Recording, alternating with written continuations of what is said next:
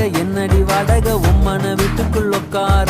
என்னைய கேட்டாலும் இந்தான்னு தந்து நான் ஒட்டிப்பேன் அந்த போலும் கூட